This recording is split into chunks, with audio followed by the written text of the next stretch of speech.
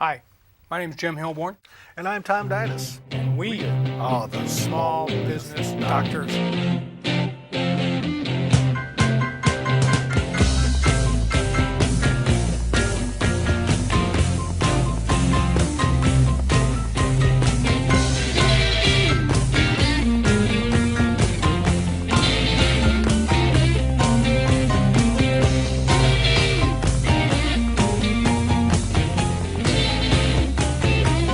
And I've been taking care of business every day. Taking care of business every way. I've been taking care of business. It's all mine. Taking care of business and working overtime. Today we're going to talk about bringing your product or idea to the marketplace. Cool. Yeah, I think so. I think so too, because that's the basic thing that anybody's going to do, be it a new product or a new business. It's all about sales. Right. And so what I thought we'd do is starting on this one is first of all, if you have a new product or a new idea, the first thing you need to do is to protect that idea, and there's ways you can do that. Now, we've done a whole show on just protecting your idea. That's right. And so we can't do that today, but suffice, there are certain steps you need to take. We've talked about that, documenting your startup and how you came about doing this, and, making sure you, when you give, if you start going out to outside sources. Right. The idea will lose its protectability. The product will lose its protectability once it is used in a commercial setting for a particular period of time. Right. And so you have to be careful when you're dealing with suppliers and stuff when you're getting this going. So I thought tonight we would break down into two different areas. One is if you have an existing business and you're just bringing something else on board. Okay. Cover that first. Right. And then we'll go in from starting things up from scratch. Oh, okay. All Yeah. right. We'll start with the existing business because it's easier because we have some known parameters. Okay. You have an experienced business person. We would assume that it's a successful business because you're going to be adding on to it, which requires time commitment, financial commitment. So I thought, all right, let's take that, and you're going to add to your product line. All right. And so what's the first thing you need to do? You need to analyze your plant and equipment needs. Right. Okay. Exactly. You need to go through everything. What are the mission critical items that you're going to need for this new product? Is it going to be something so related to what you're currently doing, it's just a matter of maybe adding on an extra shift? Sure. Or maybe you have excess capacity within your system. Or you can tweak things a little bit and find a little bit better efficient ways to do certain things and really not have, which is the best of all possible worlds. Oh, yeah. You're going to increase revenues without having to add any real expenses on. Right. If you're in a plastic business, you're going to add that extra mold. That's those sorts. That's what you're talking about. That what's that critical piece of equipment you have to buy, and how are you going to pay for it? Yeah. Well, if it's something so large and so far afield from what you're currently doing, you have to look at your plant facility. Are you going to have the physical space, which is extremely expensive Exactly. to do, or can you find another place where you can maybe have a subsidiary plant or whatever, a small one that you can do, which I don't encourage because I've tried running two offices at one time, and I've had a business and an office, and when you're running back and forth, it'll just drive you stark raving mad. Right. Because you can't control it. You're always don't have what you need when you're in the other place. So it's always back and forth, back and forth. The ideal situation is you need to control. You need to see what's going on a day-to-day basis in a small business. Yeah. And we talk as well. Yes. Yeah. You can't ever give up that. Right. I talk a lot about the division of labor where, what you do best and you figure out what that worth is, and if anything you can have done for like $10 an hour or $20 an hour and you can earn $50, you have somebody else do that for you.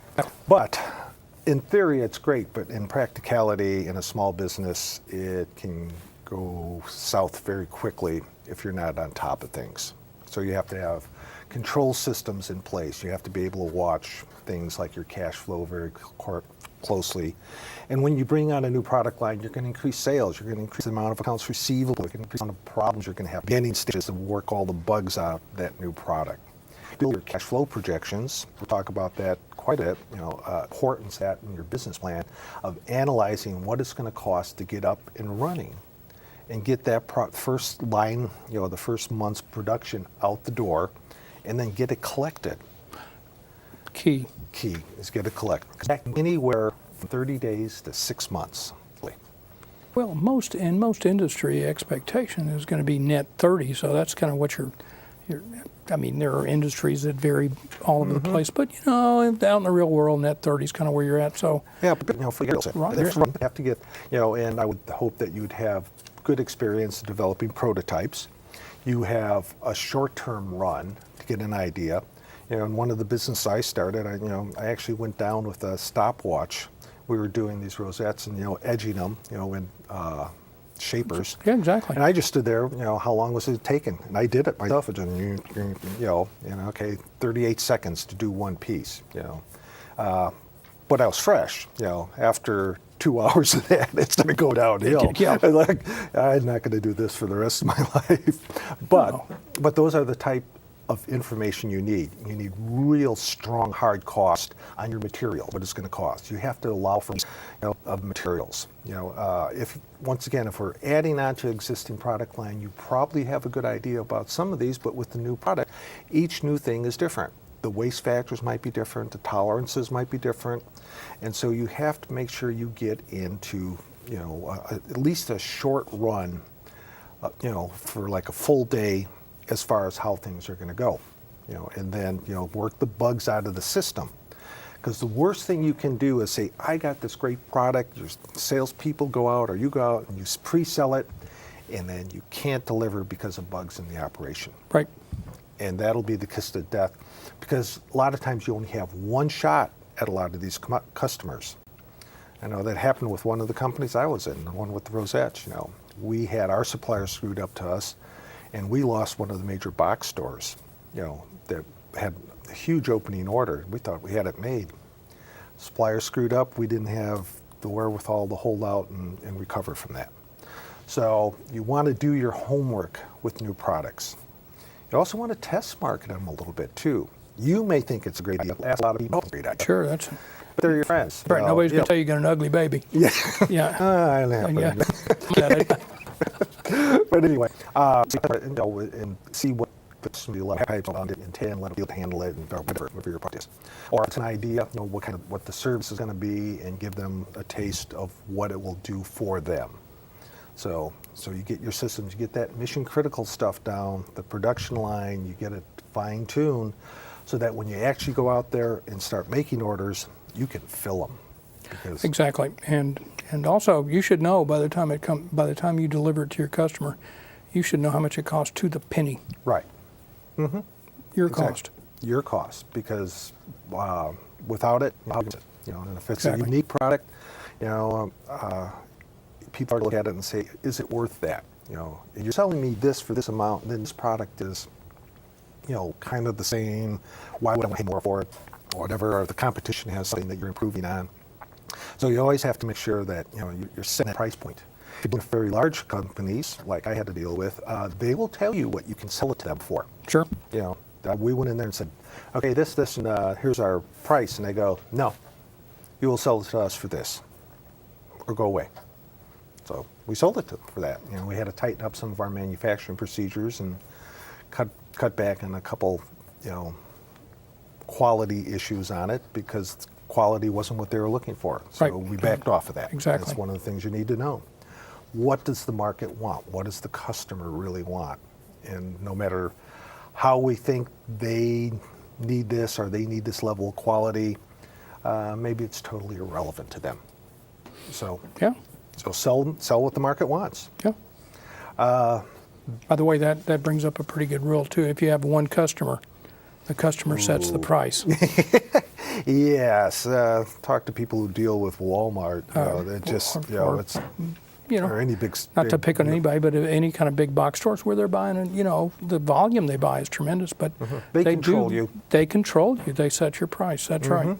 So don't think that they don't. Yeah. The cash flow projections, you have a good solid cost. Then you start analyzing that, and don't forget to factor in things like a percentage of the overhead that's allocated. You know, a lot of times we forget about that. You know, the lights and the rent, you kind of figure, you know, that's fixed costs, which it is. But in manufacturing, your fixed cost should be calculated into your inventory cost. You Exactly. need to allocate that in, and it's a moving target. You know, I have clients, well, what is that number? I go, it changes on the amount of units that you're producing on a given run. You know, if you're doing 100,000, it's going to spread, you know, 10,000 over 100,000. But if you're only doing 100, you got to spread it over 100 units. That's right. So it can be a significant cost of the product itself. Exactly, and it is a very real cost. It's one of the most real costs you'll ever face because you're paying every month. That's right. And if those units don't sell, you're in trouble. That's right. You got a lot of nice inventory. Yeah, and the kiss of death. Yes. And if you have excess inventory, if the product isn't working, remember sunk cost theory. The sunk cost theory says that once you've spent the money, it is gone. You cannot get it back. Exactly. That product is only worth what somebody's willing to pay for it. Now, if they're only willing to pay for less than what you cost to build it, you dump the line and sell off the stuff. Right. Cut your losses. Absolutely, and I'll tell you the perfect example of that. Tell me, Jim, the perfect one. I'm very sorry about getting the perfect answer. I tell you this, but you're old and you forget. So fast. Yes. New fashion come out, and I'm your children do this. Probably wouldn't. Probably. And anyway, a new fashion comes out. This new dress comes out. It's $250, $300. I mean, I'm just making this price up, and that price ages. Then you don't have it. You know, the new spring line or the new fall line. Well, next year, that very same dress is going to be at a knockoff or the rack or something like that. It's going to be half price or less. Right. As it continues, ultimately, you're going to get down into the very sale bin. It will be 10%, 5% of that original Pretty price. soon it's a Halloween costume. Exactly. And I was thinking, it must only cost $2 it must only cost them $5 a make. No, but that's all they could get for it Right. at the end of the day. At the end of its life cycle. And the best thing for them to do, and then overall, and the professionals in this business will say that overall, they sell so many dresses at $300, dresses at $150, so many dresses at $50, and so many dresses for $5, and overall they make a profit. Yeah. So what we get a good price. Now, who do we market to? I always help your existing customers. Exactly. Start with them because they're the ones who like you, deal with you. Hopefully they like you. Hopefully they like you. Respect you. Yeah, exactly. Exactly. So it's not a popularity contest. And so you go to them first because that's the easiest contact. You may want to look at dealer networks, depending on the nature of the product. And if you might be entering the areas, and then we have the internet. And the two aren't always compatible because if you have dealers, you're not going to like it that you're selling to used customers below They're what going you to insulted them They're for. going to hate it to get rid of you. Yeah. So you have to make some decisions here. Which way are you going to go? Yeah. You can change horses, but you're probably going to burn some bridges in the process, and it's very difficult to backtrack. Unless you've got something so good, people are going to want it regardless, and they're going to, suck it in and say, okay. The market will determine. Eventually, if you have a good product, people are going to want it, and everybody will come around sooner or later. The plus of having a dealer is, you're shipping in bulk. Right. And so you're getting the best possible price shipping. Right. And then they're carrying your inventory price for you. Nice. You got your money and you're out of the deal. You might guarantee some or some Right. take back or reshelving cost or whatever. But, Exactly. But they're now carrying the inventory, and and you've sold those products. You've got your money. It's in the bank. Whereas if you're dealing with the public, you're going to carry the inventory. That's right. So defining your market is part of the major thing. Who is going to use this product and how do we get to them? And it's a changing world out there. I mean, we're looking at things that did not exist even 5 years ago. These social networks and peer-to-peer networks and stuff that I just look and go, I'm being left back in the starting blocks on this stuff. That's where I felt 35 years. But I felt that way my whole life. Fatter I now, missed but, that. But yeah, exactly. It is changing. E-commerce is a tremendous thing, and it is. But first, to go back to what you were talking about, it is a changing thing. You are going to have to get out there. You're going to have to have a website. I think. I don't care. And you're going to want to constantly connect to your customers through that website, and you're going to want to have their email addresses. And if you have specials, or even if you're going through dealers, you still want to let them know what you're doing and keep your product name and dealers tag would like it if you help market the product for them. And you like it too. You're in partnership with them. That's right, exactly. You are. And so, there's that. And then, I always think about concrete block plants. a concrete block plant makes these big cinder blocks, and they have to sell them 100. You know, there's one every 250 miles because you can't ship them. You know, I mean, you got. I remember one time my brother worked with office supplies. He says, "What do you need?" I said, "I always need paper." He said, "It's cheaper to buy it." He said, "Than it is for me to get it for you for free." Exactly. Because by the time you pay the shipping on it, I That's was like, that doesn't make sense. But yeah, okay, steel and concrete blocks, you know, same Yeah. thing. You know, you can't ship it. By the time you can't get up to weight, and you still got a half a truck empty. You know, I mean, but so those are local businesses, and they have local sales ideas. They don't need a website that sells to somebody in New Jersey. right, They can't fill that order. There's no way in the world. right. No matter how good or how efficient they are. Yeah, exactly. So, and also your marketing plan is that a plan. It's something that's been written in concrete blocks. You have to monitor it. You have to review it. You know, probably every month. You know, where are sales going? You know, you need to be on top of that sales module in your record keeping system. You know, you have good records. You know, one of the things you do. Who am I selling to? How much am I selling? Of what product? Right. And you need to watch it constantly. Yeah, and we talked about, we have a segment on, I think, on basically record keeping, good record keeping. And that's that basic record keeping is what lets you develop these numbers so that you can look at those numbers and it will tell you, I'm doing good or I'm not doing so good or I need to How you improve. monitor the plan. Yeah, that's how you do it. Yeah, So, and see if it's working or not. Yeah. And if you need to bail out. that's right. So, And sometimes you do. Never be afraid to. never be To sell. afraid to say I did wrong. Yeah, I did wrong. Because you hold on too long, you could You'll lose take everything down with it. Yeah, yeah. You could- like the sound of a flushing toilet, you know, just kind of whoosh. Anyway, that's the basics for if you have an existing plant. But now, if you're just starting from scratch, you have all those issues. All those issues. Plus, you have other seemingly insurmountable. For a service, an idea, it's not as bad. But if you're talking about a hard, you know, bricks and mortar type product, you know, that you're going to have to build, you have all kinds of trials and tribulations to go through. You do. You have to find the plant. You have to find a way, you know, the equipment to build it and get it going. You have to start getting in the employees and train them. And you haven't got an order yet. No. And So so, you're- exactly. so you get into this real catch-22 is, okay, if I go out and get an order, how do I fill it? Because I got to go through all this stuff and get it done. Now, but if I wait until I have everything ready to go, I'm going to run out of money before I can get one customer sale, and I've got everything at risk. So, and so you do this dance with the devil as far as which way to go on that. Well, you do. You do. Well, one thing you can do is you can outsource your stuff. You can. You can find somebody who will maybe fabricate it for you as a possibility. That's very often done. That's Yeah. really very common. And now, once again, though, you're going to need an attorney on board to make sure you've got very tight non-competition agreements drafted with them. I would Absolutely, assume. What else would we need in that situation? Well, you're going to need a confidentiality agreement. You're going to need a non-competition agreement. You're going to need. You're going to have to be really clear on what your production is going to, your specifications of what you're actually asking them to build, when they're going to deliver it, and what they're going to pay you as damages if they don't deliver it. And they're I, gonna be- out they're of gonna personal experience, I will tell you that that is paramount. I can't stress that enough, because that's how we got burned. Is that when it came back and they were off on the tolerance levels on the railing for this product that we put together. They said it's within our level of specifications, but we said it's not what we specified. And they said, well, you didn't put that in the PO. We had no, when I took it to the attorney, he said, no, you have nothing to stand on. That's, you didn't have them sign that. So it could have been covered.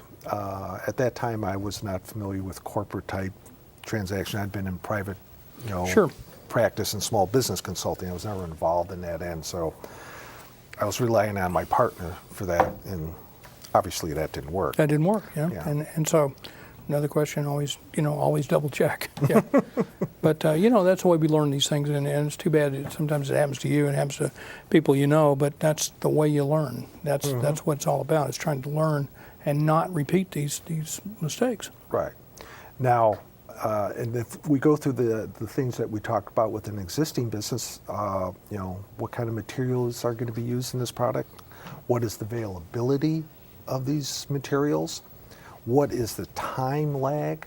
Even if you outsource it, they're going to maybe want money up front because this is a new company they're dealing with. They're going to have costs and stuff. Raw products, labor. Yeah. And so what are your capital requirements? So let's go back to our business plan. And the cornerstone of the business plan is the cash flow projection. Right.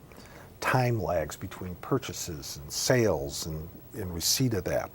And how much money is going to take you to get that first run out the door. And from that till the time you collect the money for that That process. product, yeah. Out the door, sold, And collected. and collected. Now you may bill net 30 and you may put all kinds of things in there, but especially if you're selling to a big boy, they'll say, well, it's gone up to corporate, they have to pass that, you'll get the check, well, it's been 30 days already, now it's 60 days, and so it could be 75 days. You don't know. And if they're big enough, they'll dictate. They'll say, That's right, okay, they'll dictate terms. And the important thing for you to know is, what are those terms? Not necessarily, what are those terms really? yeah, And that's true in a small business too, where you got maybe you got 40 or 50 customers and you're selling to stores. Well, you're going to have some slow pays and you're going to have some, net 30s. You're going to have some people who actually pay you before it's due. But you need to know who your customers are and when they're really going to pay you. right. The capital requirements, where are you going to get all this money to get the product fronted and out the door? Right. I had one client came in and he was talking about this great idea, and I go, yeah, it's a great idea. And I said, probably cost you $500 to $1 million, to get a chance at making the pitch, the product, And Right. he goes, well, crazy. No, it's a great idea. Somebody be willing to jump on it. I go, no, it's unproven. You don't swim in the pool that these big boys are playing in, so you have to hire in a consultant to go in there and make the pitch for you. Sure. They're coming on a, $50,000 to $100,000 retainer, and plus, Yeah. and so, so even some of the greatest ideas never get off the drawing board because, things like that, you can't possibly, maybe you can. I mean, maybe you want to risk everything, mortgage your home and. There's a street light bulb. I mean, and really those things do happen. That's what kind of makes entrepreneurs go, wow, I'm. Oh yeah, Yeah. it's a junkie type thing. So just like that rush, and I still do it. If somebody comes to me and they have this great product, I'm like, oh yeah, I'd like to get in on that one. And Yeah, so exactly, yeah. So I go to Entrepreneurs Anonymous. Yeah, the junkies, the bad idea. I almost fell off, guys. Just give me 5%, and I'll go from there. But Yeah. Oh God, I'll never learn. I just can't. well, it's help exciting. myself. I love it. I love getting things in there. So we talked about the internet. We talked about Facebook. Talked about websites. We're down to dealers. But a startup. And you were talking about capital. I think you have a different venue. You don't have existing customers. You don't have a dealer network. Yeah. And so you have to start all this from scratch while you're bringing the product on the market. And if it's a non-patentable idea, and somebody who's already set in there and has all the facilities and has the dealer network, grabs it, looks at it, I can and build all it of a cheap. sudden Yeah. they call it something different, version 2 or whatever it is, Sure. and they got it out the door and they're making a ton of money while you're still struggling to get started. And they'll do that just to keep you in on competition. So it's important to know just what's going to come. That's the .dead boom. Remember that? That was all about funny money coming in the door because on the future bet. So, well, I think we covered it, Tom. Pretty much. It's one of those topics we could spend. We could we spend all could day. spend days on it. Yeah, absolutely. And every product in every business is going to have specific little side roads to it and stuff, and that's why you always need a professional, an attorney and an accountant on your team Right. for giving you advice for handling it. You know, we can keep you out of trouble, but we can't get you out. And there's some industry specifics that people in the industry should be able to tell you, and they probably will. Yeah.